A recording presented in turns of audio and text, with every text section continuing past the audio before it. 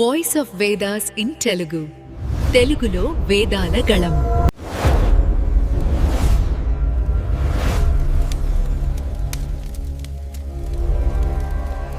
జై శ్రీరామ్.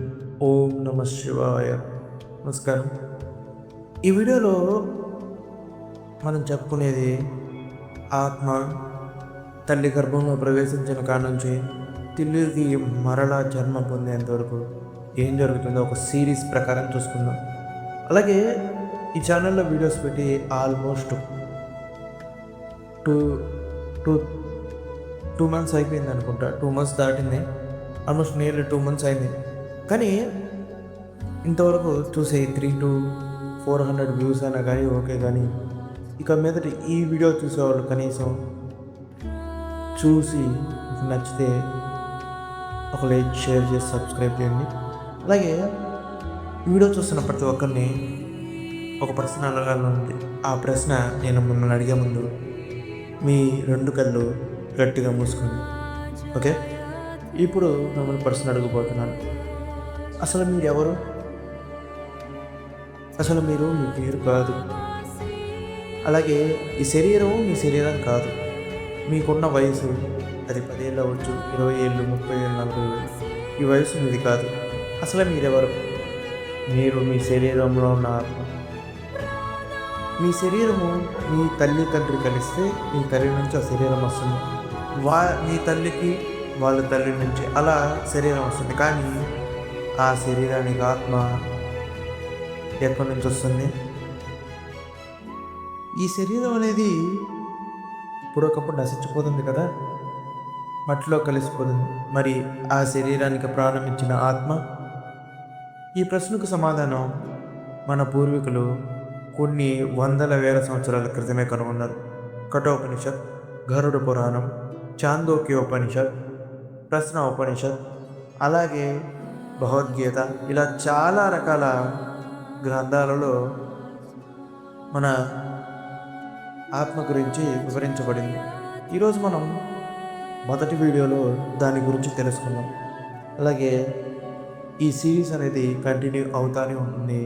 కాబట్టి మీరు జస్ట్ ఈ వీడియో చూస్తూ కంటిన్యూగా ఈ సిరీస్కి సపోర్ట్ చేయండి.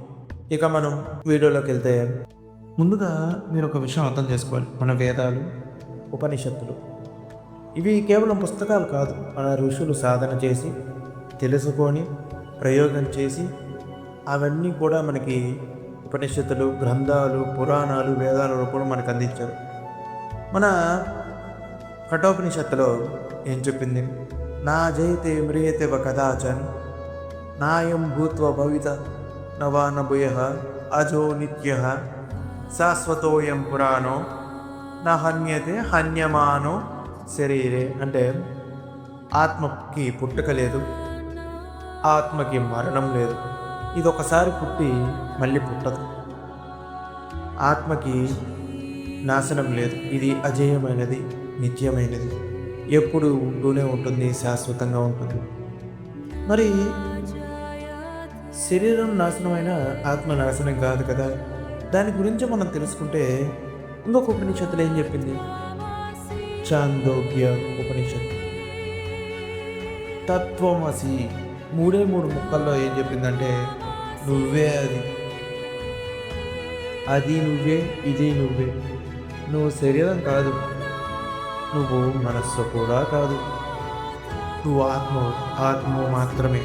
ఆ పరమాత్మతో వేరు కాబడిన కానీ వేరు కాబడని ఆత్మవే. ఆ పరమాత్మ నుంచే నువ్వు వచ్చావు. అంటే ఒకే మూలం నుంచి నీ ఆత్మ, ఇతరుల ఆత్మలు వచ్చినాయి. నదులన్నీ వేరువేరుగా, కొన్ని వందల నదులు కూడా వేరువేరుగా పారినా అవన్నీ కూడా సముద్రంలో కలిసి ఒకే ఒక పెద్ద సముద్రంగా మారుతుంది. అలాగే ఆత్మలన్నీ వేరువేరుగా ఉన్న ఆ పరమాత్మలో కలిసి పరంధామం దగ్గర చేరుతుంది. ఇక మన ప్రశ్న ఉపనిషత్తు ఏం చెప్పింది? శిష్యుడు తన గురువు గారిని ఇలా అడుగుతాడు, స్వామి, అసలు ఈ జీవం పుట్టడానికి కారణం ఏంటి? గురువు గారు ఇలా చెప్తారు, ప్రజాపతి అంటే బ్రహ్మ సృష్టి చేయాలనుకున్నాడు. రయి మరియు ప్రాణం సృష్టించాడు. ప్రాణమే ఆత్మ యొక్క శక్తి. ఆ ప్రాణమే జీవుని నడిపిస్తుంది. ప్రాణం లేకపోతే ఆ శరీరం అనేది కదలదు, మాట్లాడదు, ఆలోచించడు. ఆ ప్రాణమే శరీరం యొక్క ప్రతిబింబం, ఆత్మ యొక్క ప్రతిబింబం. ఇక మనం ఒకసారి ఆలోచించండి.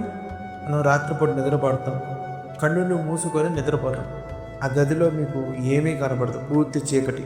ఈ ప్రపంచంలో మీరు ఏది చూడలేదు. కన్నులు మూసుకున్నప్పుడు, నిద్రపోయినప్పుడు కాకుండా ఈ శరీరం మీకు అనుభూతి చెందదు. మీరు గాఢ నిద్రలోకి చేరారంటే, కానీ మీరు మాత్రం ఉంటారు, బ్రతికే ఉంటారు. నిద్రలో కూడా మీరు ఉన్నారని మీకు ఎంతో కొంత స్పృహలో ఉంటుంది. మెలకువలోకి రాగానే నేను నిద్రపోయాను, నేనెవరు అని మీరు ఎప్పుడైనా ఆలోచించారా? నిద్రలో ఉన్నది నేనే, మెలకువలో ఉన్నది నేనే. కానీ నిద్రలో నాకెందుకు స్పృహ పూర్తిగా లేదు అంటే నా ఆత్మ నిద్రావస్థకి చేరుకోగలదు అని మీరు అర్థం చేసుకోవాలి. అదే ఆత్మ యొక్క స్వభావం. శరీరం నిద్రపోయిన ఆత్మ కొంతవరకు మేల్కొనే ఉంటుంది. ఇక కఠోపనిషత్తులో ఒక గొప్ప విషయం చెప్పబడింది. ఇది మీకు బేసిక్గా చెప్తాను, పూర్తి కథ కాకుండా. నచికేతుడు అని ఒక బాలుడు ఉండేవాడు. ఆయన ఈ వజ్రశ్రవణుడు అనే తండ్రి. ఆయన అన్నీ దానం చేస్తూ ఉండేవాడు. నచికేతుడు తండ్రిని అడిగాడు, నాన్న మరి నన్నెవరికి దానం చేస్తావు అన్నాడు. తండ్రి దానం చేసేటప్పుడు మధ్య మధ్యలో విసిగిస్తా ఈ మాట అడుగుతూ ఉండేసరికి చిరాకుతో, కోపంతో నిన్ను మృత్యువుకు దానం చేస్తున్నాను అని తండ్రి అయిన వజ్రశ్రవణుడు అంటాడు. అల్పుడైతే వెనక్కి తిరిగేవాడు. కానీ నచికేతుడు మహాజ్ఞాని. అతను నేరుగా యమలోకానికే వెళ్ళిపోయాడు. అక్కడ మరి యమధర్మరాజు గారు లేరు. 3 రాత్రులు అక్కడే ఉండి ఎలాంటి భోజనము తీసుకోకుండా, నీరు పానీయం ఏది తీసుకోకుండా అక్కడే వేచి ఉండి, యముడు వచ్చిన తర్వాత యముడు ఆయన అడిగాడు, నచికేత నువ్వు 3 రోజులు ఇక్కడే ఉన్నావు కదా, నీకు నేను 3 వరాలు ఇస్తాను. మొదట 2 వరాలు అడిగాడు. 3 వరం అడిగాడు. స్వామి, మనిషి చనిపోయాక ఏమవుతాడు? ఆత్మ ఉంటుందా లేదా? యముడు నచికేతుని పరీక్షించాడు. ఈ ప్రశ్న వదిలే నీకు సంపదిస్తాను, సామ్రాజ్యాన్ని ఇస్తాను, సుందరమైన జీవితాన్ని ఇస్తానని మభ్యపెట్టాడు. కానీ నచికేతుడు ఏమన్నాడు? స్వామి, సంపద తాత్కాలికం, సుఖం తాత్కాలికం, కానీ ఆత్మ ఉన్నదే అది శాశ్వతం. నాకు ఆ శాశ్వతమైన సత్యమే కావాలి. యముడు ఆ మాటలు విని ఇంత చిన్న వయసులో ఎంత జ్ఞానమని యముడు ఎంతో సంతోషపడ్డాడు. చెప్పడం ఇలా మొదలుపెట్టాడు, నచికేత ఇది ఒక మహా రహస్యం. ఆయుధాలు ఆత్మను పోయలేవు, నీళ్లు తడపలేవు, గాలి ఎండించలేదు, అగ్ని కాల్చలేదు. ఇది మనం భగవద్గీతలో కూడా శ్రీకృష్ణ భగవానుడు అర్జునుడికి అందజేసిన జ్ఞానం కూడా ఇదే. ఎందుకంటే ఆత్మ అనేది పదార్థం కాదు. ఆత్మ ఇంద్రియాలకు అందే వస్తువు కాదు. ఆత్మ చూడలేదు కళ్ళతో, ఆత్మ వినలేదు చెవులతో, ఆత్మ అనుభవించలేదు శరీరంతో. కానీ ఆత్మ వల్లే కళ్ళు చూస్తున్నాయి, ఆత్మ వల్లే చెవులు వింటున్నాయి, ఆత్మ వల్లే శరీరం కదులుతుంది, ఆత్మ వల్లే శరీరం వాసనను అనుభవిస్తుంది, నొప్పిని అనుభవిస్తుంది, రుచిని అనుభవిస్తుంది. ఆత్మ నిత్యమైనది, శాశ్వతమైనది, నిన్న రేపు ఎప్పుడు ఉంటుంది. అది సనాతనమైనది. ఇక మన గరుడ పురాణం ఏం చెప్పింది? ఆత్మకి శ్రీకృష్ణ భగవానుడు గరుడ పురాణంలో గరుడ స్వామికి ఇలా చెప్పాడు, జీవుడు శరీరాన్ని వదిలినప్పుడు వెంటనే మరో శరీరానికి వెళ్ళిపోడు, సూక్ష్మ శరీరంలో ప్రయాణిస్తాడు. ఆ ప్రయాణంలో తన జీవితంలో చేసిన పాప పుణ్య కర్మాలన్నిటినీ ఒక్కొక్కటిగా అనుభవిస్తాడు. మంచి చేసిన వాడు కాంతిని చూసి ఉన్నత లోకాలకు వెళ్తాడు. చెడు చేసిన వాడు ఆ చీకటిలో ప్రయాణం చేసి నరకానికి వెళ్ళి తన కర్మఫలాన్ని అనుభవించి తిరిగి జన్మని పొందుతాడు.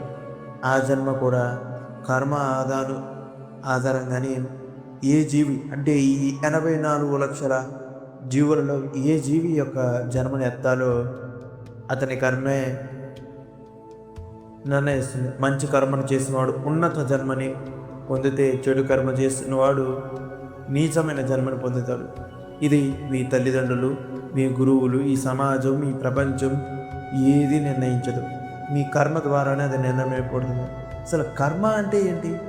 మీరు కేవలం మీరు చేసే పని కాదు, మీరు ఆలోచించేది, మీరు చేయాలనుకునేది, మీ మనసు మీకు తెలియకుండా చేసేది అన్నీ కూడా కర్మకే వస్తుంది. అందుకే మన సనాతన ధర్మం చెప్తుంది, ప్రతి పని భగవంతునికి సేవగా నేను చేస్తున్నాను, నాది ఏమీ లేదు ఫలితం కోసం ఆలోచించకుండా ఆ ఫలితాన్ని ఆయనకే వదిలేసి ఆ కర్మని చేస్తే ఆ కర్మకి మీరు బంధనం అవ్వరు.